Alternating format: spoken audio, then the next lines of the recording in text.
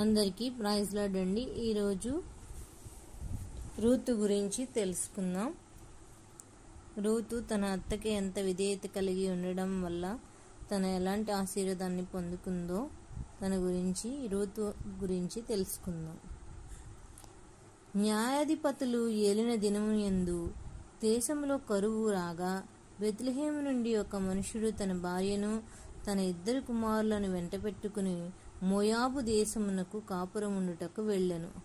ఆ మనుషుని పేరు ఎలీమెలెకు, అతని భార్య పేరు నయోమి.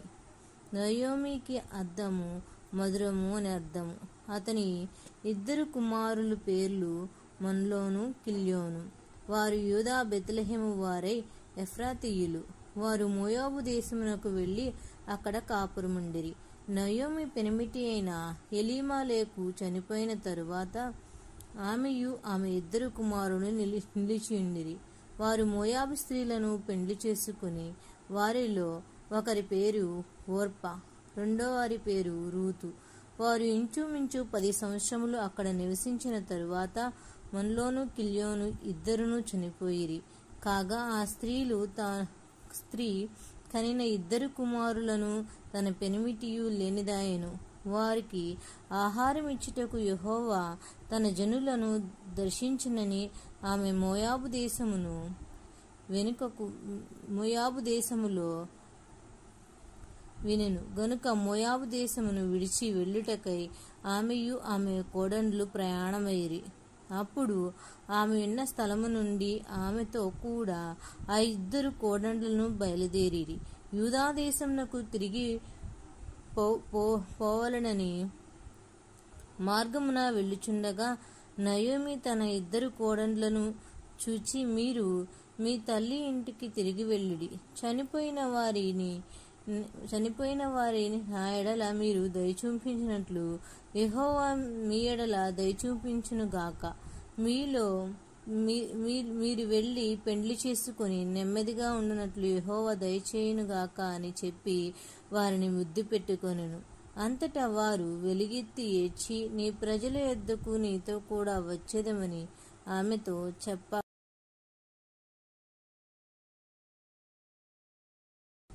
వారు ఎలుగెత్తి ఏడవగా ఓర్పా అత్తను ముద్దు పెట్టుకొనెను. అతడు ఆమెను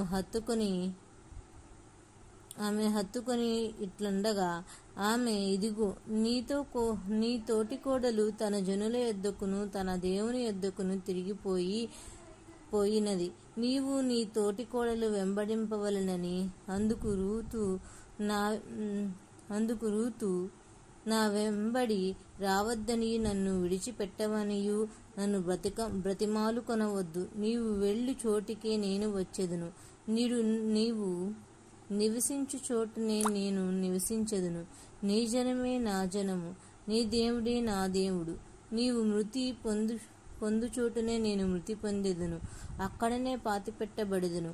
మరణం తప్ప మరి ఏదైనాను నన్ను నీ నుండి ప్రత్యేకపరిచిన యెడల యెహోవా నాకు ఎంత కీడెనను చేయునుగాక అనెను. తనతో కూడా వచ్చుటకు ఆమె మనసుకు కుదిరినందున నయోమి తెలుసుకునినప్పుడు అందును గూర్చి ఆమెతో మాటలాడుట మానెను. గనుక వారిద్దరూ బెత్లెహేమునకు వచ్చు వరకు ప్రయాణము చేసిరి. వారు బెత్లెహేమునకు వచ్చినప్పుడు ఆ ఊరందరూ వారి యొద్ద గుంపు కూడి వచ్చి, ఈమె నయోమి కదా అనుకునుచుండగా, ఆమె సర్వశక్తుడు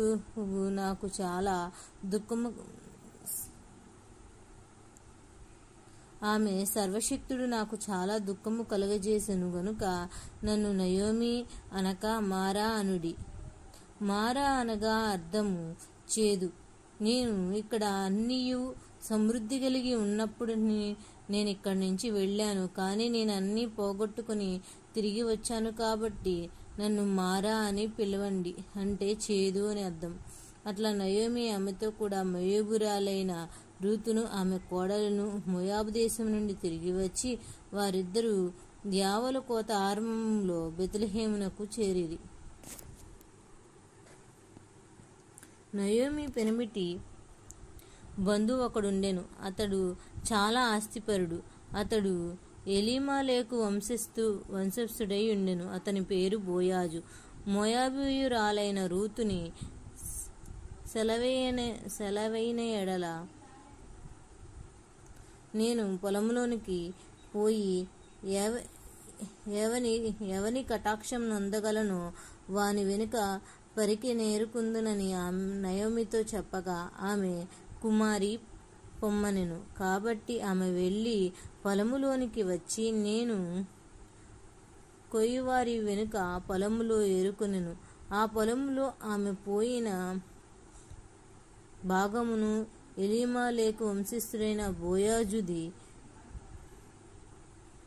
బోయాజు బెత్లెహేము నుండి వచ్చి యెహోవా నీకు తోడైండును గాకని చేను కోయి వారితో చెప్పగా వారు యెహోవా నిన్ను ఆశీర్వదించును గాకనిరి.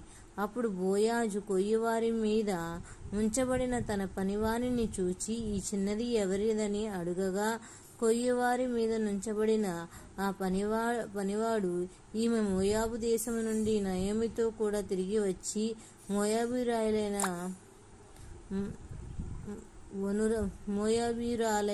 మోయాబీయురాలైన స్త్రీ, ఆమెను నేను కొయ్యువారి వెనుక పనుల మధ్యను ఏరుకొని కూర్చుకొనుటకు దయచేసి నాకు సెలవమని అడిగెను. ఆమె వచ్చి ఉదయం మొదలుకొని ఇది వరకు ఏరుకొనును చుండెను. కొంతసేపు మాత్రమే ఆమె ఇంట కూర్చుండెనని వారు చెప్పాను. అప్పుడు బోయాజు రూతుతో, కుమారి, నా మాట వినుము. వేరొక పొలములో పోవద్దు, దీనిని విడిచిపోవద్దు. ఇచ్చట నా పనికెత్తల యొద్ద నిలకడగా ఉండుము. వారు కోయు చేను కనిపెట్టి వారిని వెంబడించుము. నిన్ను ముట్టకూడదని యవనస్తులను ఆజ్ఞాపించి ఉన్నాను. నీకు దాహమగునప్పుడు కుండల యొద్ద పోయి పనివారి చేతి నీళ్లను తాగమని చెప్పెను. అందుకు ఆమె సాగిలపడి తల వంచుకొని ఏమి తెలిసి పరదేశినై నా యందు లక్ష్యముంచునట్లు నీవు కటాక్షము కలుగును అని చెప్పగా బోయాజుని, నీ పెనిమిటి మరణమైన తరువాత నీవు నీ అత్తను చేసినంతయు నాకు తెలియబడెను.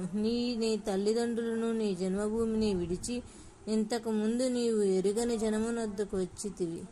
యెహోవా నీవు చేసిన దానిని ప్రతిఫలమిచ్చును. ఇశ్రాయేలీయుల దేవుడైన యెహోవా నీ రెక్కల కింద సురక్షితముగా నుండునట్లు నీవు వచ్చితివి. ఆయన నీకు సంపూర్ణమైన బహుమానమిత్తునని ఆమెకు ఉత్తరమిచ్చును. అందుకు ఆమె, నా ఏలినవాడా, నేను నీ పనికెత్తెలతో ఒకదానినొక కాకపోయెను. నీవు ఉన్నదందరినీ నీ దాసురాలుగా నా యందు ప్రేమ కలిగి మాట్లాడితివి గనుక నా ఎడల నీకు కటాక్షము కలుగనమని చెప్పెను. బోయాజు కాలమున నీవిక్కడను వచ్చి భోజనం చేసి చిరకలో నీ ముక్క ముంచి తినమని ఆమెతో చెప్పగా చేను కోయవారి యొద్ద ఆమె కూర్చుండి అతడు ఆమెకు పేలాలు అందియగా ఆమె తిని తృప్తి పొంది కొన్ని మిగిల్చెను. ఆమె ఏరుకొనుటకు లేచినప్పుడు బోయాజు ఆమె పనుల మధ్యను ఏర్పరచుకున్న ఆమెను అవమానపరచుకుడి, మరియు ఆమె కొరకు పిడికెళ్ళు పడవేసి ఆమె ఏరుకొనున్నట్లు విడిచిపెట్టుడి. ఆమెను గద్దింపవద్దని తన దాసునికి ఆజ్ఞాపించెను. కాబట్టి ఆమె అస్తమయము వరకు ఆ చేనిలో ఏరుకొనిచు తాను ఏరుకొనిన దాన్ని దుల్లకొట్టగా అవి దాచు తుమ్మెడు ఆయను. ఆమె వానిని ఎత్తుకుని ఊరిలోనికి వచ్చినప్పుడు ఆమె అత్త ఆమెను ఏరుకుని వారు చూచి ఆమె తృప్తి పొంది వారు తాను మిగిల్చిన దానిని చూపించి ఆమెకిచ్చెను. అంతటా ఆమె అత్త ఆమెతోనే, నీవెక్కడ ఏరుకుంటివి, ఎక్కడ పనిచేసితివి, నీ యందు లక్ష్యమించిన వాడు దీవించబడునుగాక. ఆమె తాను ఎవని యొద్ద పనిచేయుతునో అతని అత్త తెలియజెప్పి, ఎవని యొద్ద నేను పనిచేసితును అని అతని పేరు బోయాజనుడు. నయోమి బ్రతికియున్న వానికి చచ్చిన వానికి ఉపకారము చేయుట మనని ఇతడు యెహోవా చేత ఆశీర్వదించబడును గాక అని తన కోడలితో అనెను. మరియు నయోమి, ఆ మనుషుడు మనకు సంబంధువు, అతడు మనలను విడిపింపగల వారినొకడని చెప్పగా, మోయాబురాలైన రూతు, అంతేకాదు, అతడు నన్ను చూచి తనకు కలిగిన పంట కోత అంతయు ముగించు వరకు తన పనివారి వద్ద నిలకడగా ఉండమని నాతో చెప్పెనను. అప్పుడు నయోమి తన కోడలైన రూతుతో, కుమారి, అతని పనికత్తెలతో కూడా బయలుదేరుచు వేరొక చేనులో వానికి కనబడకపోవుట మంచిదెనను. కాబట్టి యావా కోతయు గోధుమల కోతయు ముగింపు వరకు ఆమె ఏరుకొనుచు బోయాజు పనికత్తెల యొద్ద నిలకడగా ఉండి తన అత్త ఇంట నిలిచెను. పార్ట్ 2 మరొక వీడియోలో తెలుసుకుందామండి. ఈ వీడియో ఎలా ఉందో తప్పకుండా లైక్ చేయండి.